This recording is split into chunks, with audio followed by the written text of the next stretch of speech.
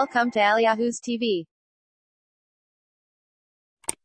Danna subscribe kana ku danna mana ƙararrawar sanarwa. Domin a rika sanar da ku da zarar mun ɗora sabon shiri. Mun gode. Za mu wuce Nijar mu je mu kalli raƙuma, mu shiga tsara, mu ga al'adunsu. Ga sarkin Facebook mun gaya muku muna jin daɗi. Assalamu alaikum. Rashi ko yaran zamani. Ina so ne yi wata magana akan wata mata da ta zo tana wani bayani. Okay. Da ta je Dubai ƙara ta zo Nijar ko za ta ga raƙumma. Shamu, kina so ki take ga raƙumma. Shi raƙumma ɗin, me za ki da su don kin gansu? Kina so ne a baki ko menene? Hankali in ta daɗi ka hau jirgi, idan ta ɗaci ka hau raƙumi. Babu jirgin miki hawa. Ina kishin ƙasar mu Nijeriya. Ni ina kishin duk musulmi na duniya, musamman a ce Nijeriya. Nijar da Najeriya haka muke tun da duk yare guda muke faɗi. To amma kin zo kina wani bayani na bambancin kabila. Najeriya babu raƙumma.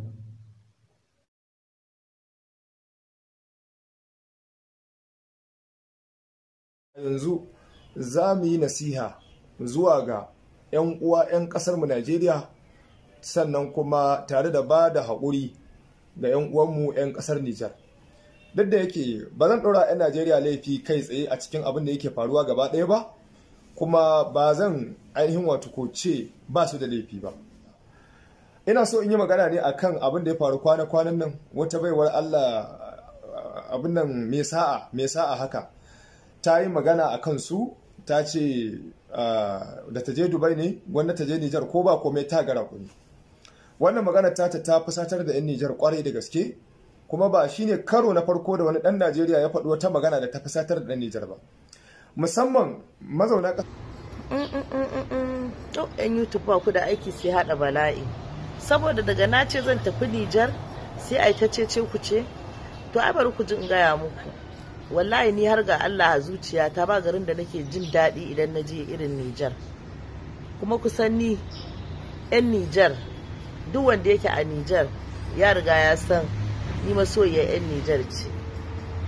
Domin kuwa ku je Agadas a baku labari gidan Sultan Ayar yanda Rashida take a Nijar. Ni har gida aka ban a Agadas. Kun ga ku ai idan na bushi iska can nake tafiya na huta. Ai dole ku in ce gwara in je Nijar tunda na san Nijar din, kuma na ƙara faɗa wallahi tallahi Nijar ta fi min Dubai. Yawwa. Sai dai ku mutu. Sai kina burge ni saboda yanda kike kulawa da ni sosai.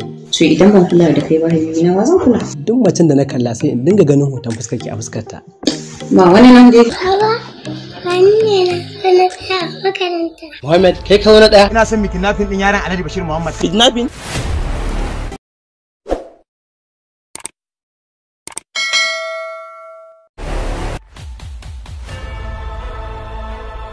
Alhaji ban ga Muhammad ba. Inna lillahi wa inna ilaihi raji'un. Baba, ka zo ka ɗauke ni. Na ji labarin wai Muhammad ya ɓace ni. Wallahi Allah aka samu matsala in ba sai na kashe yaron nan ba, Allah ya ƙona. Ba na son komai ya samu Muhammad Alhaji. Yanzu miliyan 5 suke nema a hannun mu. Alhaji ka kai masu mana. I go fire your son. I'm telling you.